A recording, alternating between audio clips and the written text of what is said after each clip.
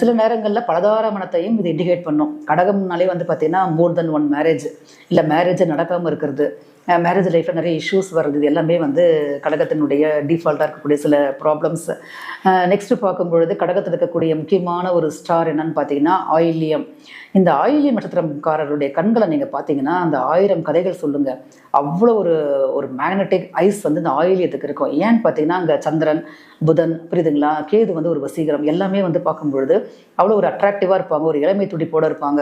நிறைய வந்து ட்ராவல் போகிறவங்களாம் பார்த்தீங்கன்னா இந்த மக்களோட மக்களாக பேசக்கூடியவங்க, கவுன்சிலிங்கில் இருக்கக்கூடியவங்க, இப்போ சப்போஸ் இவங்க அதிகாரத்தில் இருந்தால் கூட கொஞ்சம் எல்லாரையும் கண்ட்ரோல்குள்ளே கொண்டு வரக்கூடிய கேப்பபிலிட்டி, இது எல்லாமே வந்து பார்த்திங்கன்னா ஆயில்யத்தினுடைய டிஃபால்ட்டான சில பண்பு நலன்கள், புரியுதுங்களா.